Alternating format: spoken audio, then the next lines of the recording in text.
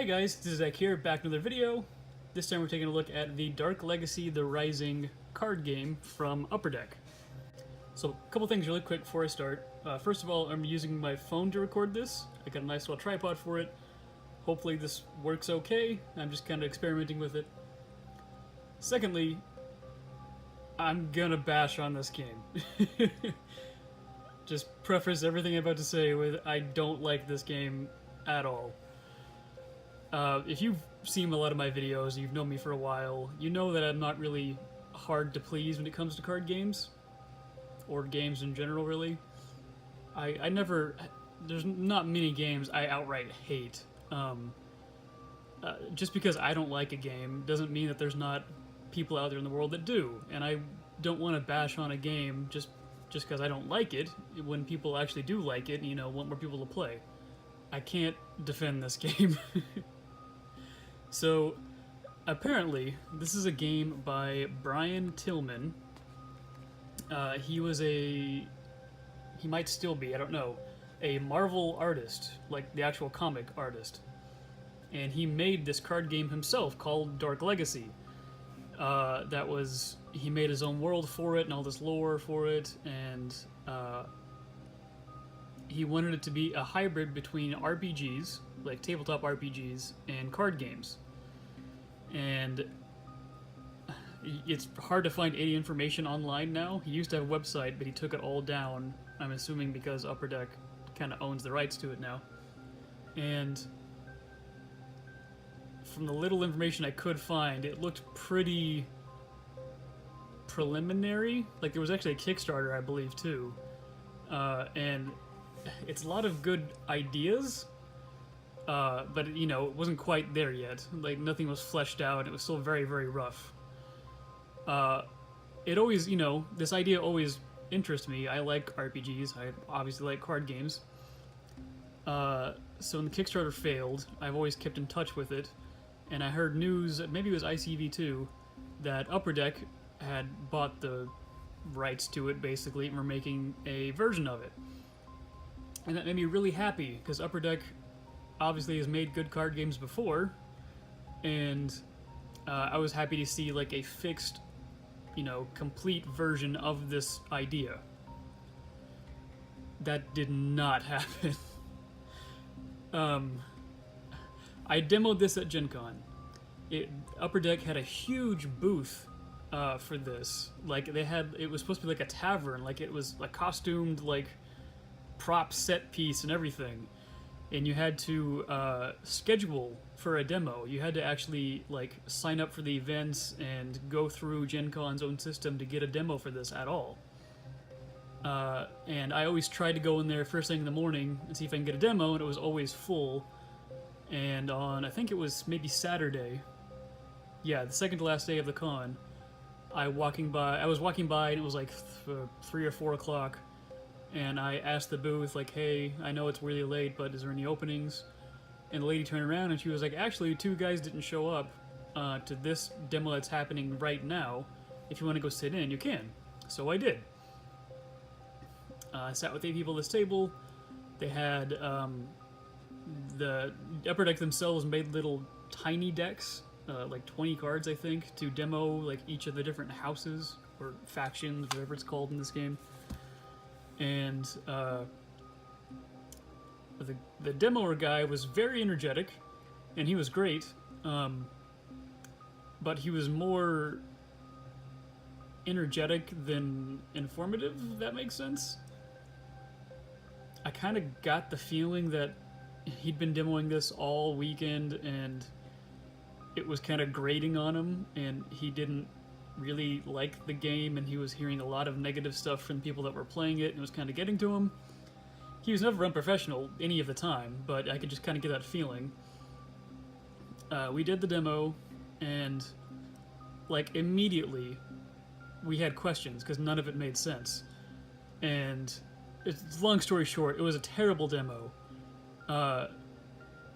You can't demo this game, and I'm not even sure you can play this game, we'll get into that. And the poor guy I was playing against was just like, I guess I win in, like, the second turn. So we played another game, and I was like, oh, I guess I win now. And just left with so many questions, and I even had like two of the guys as they were leaving were just like they just like had their hands in their head in their hands, staring at these cards, and they were just like, "This doesn't make sense. How is this game a game?" And when they were there leaving, they told the demo guy like, "This game sounds interesting, but it's very clunky, and it seems like it's needs a lot more revisions for a final thing. I can't believe this is a product on the shelf you can buy." So, after all that, I still bought a starter deck. This is $20. It has 2 decks inside for 2 players. Because I just... It's weird. I couldn't believe that the game was this bad. I couldn't, comprehend that Upper Deck would put this game, and I assumed it just had to be something wrong with the demo. Like, there was a rules somewhere that got missed, the decks were built badly, there had to be something there. There's no way this game could be like this on the shelf. So I bought a deck, just so I could get the rules, because the rules, of course, weren't online yet. And it is exactly how the demo went. So, I'm going to stop ranting. We're going to look at the deck here. This is 2, what are they called in this game? Factions, I guess. There's 6 of them. There's Chaos, Tech, Wind, Earth, Divine, Darkness. This is Divine and Darkness. There's 2 decks in here, and some other cards to deck build with, and it makes no sense. I'll get into that. There's some dice. We'll get into that. And then inside here is the 2 decks. I only opened one. I didn't even bother opening the second one. You have 2 playmats, a bunch of counters for the game, which is always good. The rulebook. Here's one of the decks, and then here's one of the other decks that just kind of fell apart. I am not going to go over how to play this game because, like I said, I honestly don't know how. Because it's kind of terrible. So, basically, let me show you one of these mats first. So on this playmat, you have a bunch of different zones. Funny thing, your deck goes nowhere on this playmat. It literally tells you to put it off the playmat when you play this game. No idea why. You have a bunch of different slots on here. This is for your hero something. You have, these can be creatures. The weird little Cthulhu face is like the creature icon. Or you can do, I think, magic on this one, and this is an instant slot. There's a level slot, something. A primary, secondary, a primary shield, secondary shield, or an artifact. Basically, you're equipping a bunch of stuff when you play this game. So your deck here is a bunch of stuff. It can be things like creatures. That's the creature icon there, creature. They have a casting cost and a level.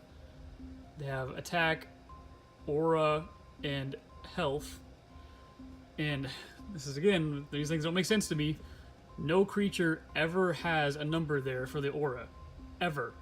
That's what the demo guy told me, and as far as I can tell, that's true. No creature has an aura there. It's only by equipping things to it, like armor and stuff, can it have aura. So why is it freaking on the card? It makes no sense. There's armor. It gives you armor. There's weapons you use to attack with. All the art is very, very early 2000s, late 90s art. I thought most of it was by the artist, the guy that made the game, but there's a lot of other artists in here. Counter spell, this is the instant cards. More creatures. So, let me kind of go over how this game works. So you have dice, d20s, which you use to attack and to gain casting points. Here's where immediately this game is terrible. So let me pop open this rulebook. Let's see if I can find the turn order here. Okay, it's gonna be broken up. So when you start your turn, you have 2 options. You can either choose to... Here we go. You can choose to attack or cast. You only get one of those actions on your turn. When you cast, you roll a d20, and that's how much points you have to spend on cards for the turn. I'm not making that up. So you roll a 20, you can play a bunch of stuff. You roll a 1, you can't play anything. That's your turn. Skip to the next player. I have no idea who thought that was a good idea. I mean, you could do something like you have a set points and then the d20 could be like a bonus, but it's just roll the d20 and apply any modifiers, which, spoilers, there's barely ever any. There's maybe like a +1 or maybe a +2. Ugh. So that's the first horrible thing about this. The other thing is you have to roll the d20 every time you attack with a creature, and you go on a chart to see what happens. 7 through 17, it's a regular hit. Creatures exchange damage like any other game. Go on with your life. Clean miss is nothing happens. 3 or less, it's a critical miss, and you take damage back. You can do a direct hit where you take no damage back, a critical where it's +5 damage. That's neat. That's kind of interesting. But they give you 4, because I'm assuming is 1 to keep for your casting points, and the other one is for attacking, do your attacking rolls. When we did the demo, we just had 1 d20. So we had to, like, I rolled a 16, okay, I spent 4 points, and then 6 points, and then 2 points, so I have this many points that are left, because they stay until the beginning of your next turn, so they stay through your opponent's turn. But then I had to roll the d20 and forget how much I had left to every time I attacked. And you choose this game, oh my god. You have up to 4 creatures. You choose all of them to attack. You choose where all of them attack. And then you roll the die for each one individually. And your opponent has to choose blockers for each one of those individual attacks too. And that's how the steps go. Like, you attack with everything. Your opponent chooses which one blocks which one. There's no, you can't, like, they have to go in the slot, so it's hard to, like, put them on the field and see where they go. And then you start rolling d20s for each one of the attacks, and hope you both remembered that this guy is attacking this one, this guy's attacking that one, that guy's hitting you directly, but hitting your weapon. Oh my god. And there's this whole other mechanic, which was the thing that drew me into this game in the first place, where you get experience and you level up your cards. That's what these numbers here, these are the level of the card, so I can only use this card in my deck if I'm level 4. Level 4, level 1, level 1. So, in the book, it says if you're level 1, you can only play with level 1 cards. Period. You can only have level 1 cards in your deck. Let me show you. I don't know. It's somewhere in here. And there's only like 16 level 1 cards in this deck, so you can't even start at level 1. This is not a randomized game, by the way. I probably didn't mention that. This is a living card game, except not called living card game. All the decks are fixed. There's expansion packs you can buy that are all fixed that add new levels to the game, or like higher level cards to use. And so it says you have to make a 50 card deck, at least 50 cards, but you cannot start at level 1. You have to start at level, I think, 5. So why even have levels 1 through 5? There's no other deck to start this game. This is how you start the game.